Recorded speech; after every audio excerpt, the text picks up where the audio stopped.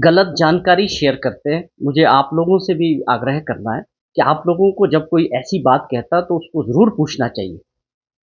आप 1500 करोड़ रुपए का ज़िक्र कौन कर रहे हैं? जो खुद 5 साल तक मुख्यमंत्री रहे। अब भैया हमारा शेयर था टैक्सेस का एडवांस मिला है, टैक्सेस का शेयर मिला है। क्या दिया है? पूछो उनको कि मैं पूछ रहा हूँ, कांग्रेस पार्टी पूछ रही है, सरकार पूछ रही है कि जयराम जी आप बताएँ कौन-सा मिला? क्या कोई स्पेशल पैकेज मिला, स्पेशल सहायता मिली? या हमारा पैसा जो हमको आता है टैक्सेस का, वो मिला 1500 करोड़ रुपया। तो वो तो हमारा हक है, वो तो मिलता है, हर महीने आता है। आप उसको कैसे जोड़ के देख रहे हैं? आप कामयाब नहीं रहे, आपने सारी लायबिलिटी अगली सरकार पे रखी, सरकारी कर्मचारियों को आपने ठगा अपने टाइम में, कुछ भी नहीं दिया उनको। और आज अगर हमारे प्रयास है, हमने कोशिश की है, तो आप 1-2 लफ्ज़ नहीं बोल सकते कि अच्छा किया। आप इसको चाहते नहीं हैं कि हम 4% डीए दें। आप इसका विरोध करना चाहते हैं क्या? तो आप वो बताएँ। आप सीधी बात करें ना, कि आप इसका विरोध करते हैं कि जो हमने सरकारी कर्मचारियों के कुछ एरियर्स दिए हैं, डीए दिया है या उनके एचआरटीसी के जो और मसले थे या उनके मेडिकल रिबर्समेंट की जो पेमेंट्स थी, ये गलत काम हुआ है? ये जयराम जी से मेरा प्रश्न है कि क्या आप तारीफ़ करने के ये कहने के कि मैं 5 साल खुद भी रहा हूँ और इन परिस्थितियों में इतना बड़ा काम करना और इतना बड़ा आर्थिक बोझ पड़ना, ये मुख्यमंत्री जी का बड़ा फैसला है। इसकी तारीफ़ करनी चाहिए सबको।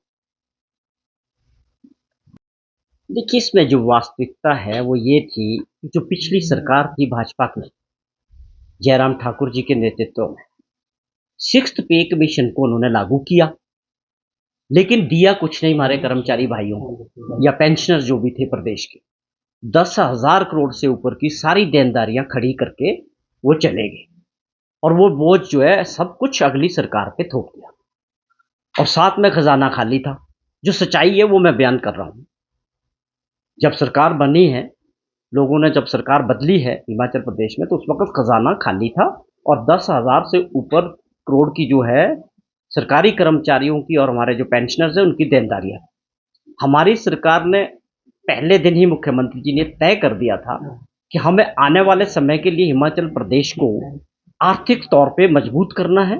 कुछ ऐसे फैसले लेने पड़ेंगे कि जिससे हम फ्यूचर में जो है प्रदेश की आर्थिक स्थिति को सुधारें और उन्होंने 2 बजट में वो करके भी दिखाया और पहले वर्ष 2200 करोड़ रुपए का एक्स्ट्रा रेवेन्यू जनरेट करके हमारी सरकार ने दिखाया है। अब जब थोड़ी स्थिति सुधरी है, पैसे क्या, तो माननीय मुख्यमंत्री जी ने एक बहुत बड़ा कदम दशहरे के उपलक्ष्य में, आप समझें कि छुट्टी का दिन था, लेकिन उनकी भावना शुरू से हमारी सरकार की और मुख्यमंत्री जी की सरकारी कर्मचारियों के प्रति हमेशा रही। हमारी ऐसी पहली सरकार देश के अंदर बनी जिन्होंने ओपीएस लागू किया। आप समझें कि ओपीएस देना कोई आसान काम नहीं था। ओपीएस के लिए हमारे लाखों कर्मचारी 5 वर्ष तक जयराम सरकार के साथ लड़ते रहे, सड़कों पे, विधानसभा का घेराव, लेकिन उन्होंने उस ओर कभी ध्यान नहीं दिया। हमारी कांग्रेस पार्टी की सरकार बनी, हमने पहला फैसला ओपीएस का लागू किया।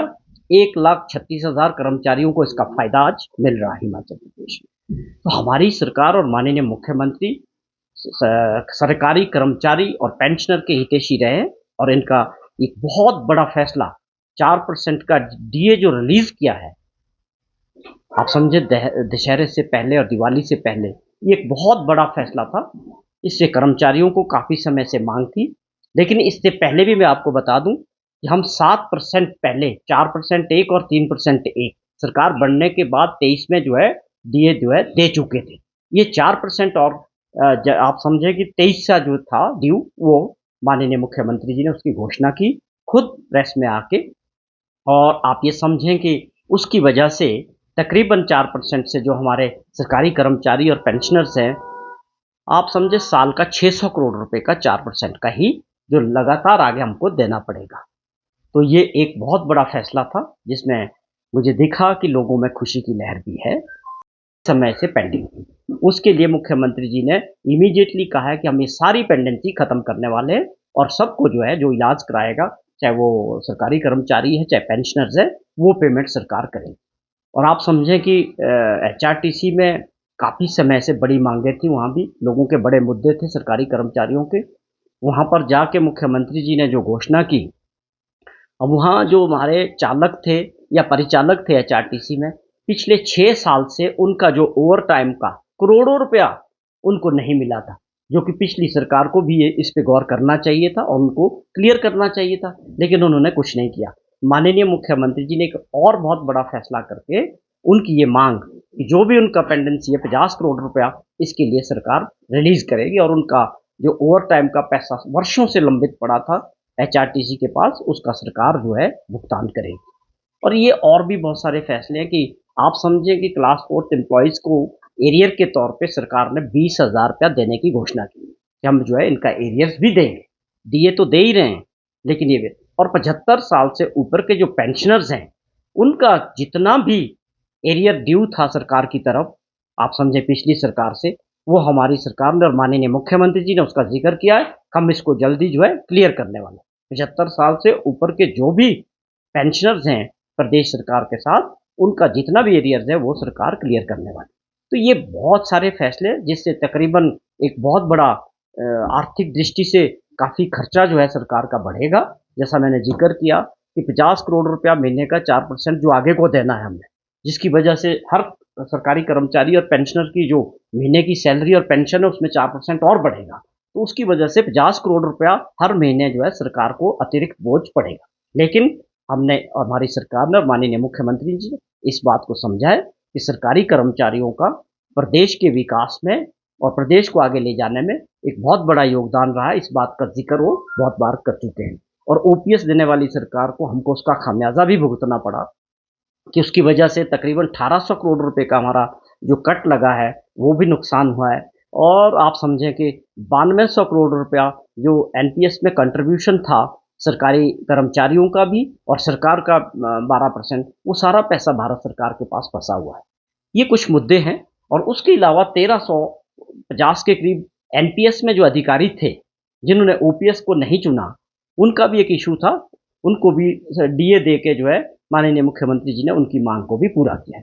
तो मैं समझता हूँ एक बहुत बड़ा फैसला हुआ है और जो इनकी वर्षों से जो इनको पिछली सरकार से इनकी जो ड्यूज थे उसको देने का प्रयास और कुछ डीए देने की वजह से एक खुशी का माहौल इस वक्त सरकारी कर्मचारियों में और पेंशनर्स में देखने को मिला है। अच्छा, जो नेता और विपक्ष सरकार क्या नहीं, देखिए हमारा सिंपल सी बात है, सरकारी कर्मचारियों को अपनी मांग मांगने का अधिकार था, उनको जिस भी तरीके से था और सरकार ने इस बात को, चाहे वो आप सेक्रेटरीट के अंदर के कर्मचारियों की बात नहीं थी, सरकार के साथ तकरीबन 2 लाख से 1.5 लाख 2 लाख कर्मचारी, 2 लाख के 1.5 लाख के करीब पेंशनर्स हैं। हम सरकार को और मुख्यमंत्री जी को सबका ध्यान रखना था। उन्होंने जब फैसला लिया है तो वो सबके लिए लिया है। अब सेक्रेटरीट के कर्मचारी भी इस बात से खुश है कि जो हमारी मांगे थी वो मुख्यमंत्री जी ने बिना मांगे ही बिना मीटिंग के ही उससे भी ज़्यादा जो एक्सपेक्ट कर रहे थे लोग उससे भी ज़्यादा दिया है। बड़ा दिल खोल के जो है मुख्यमंत्री जी ने इनकी मांगों को पूरा किया है।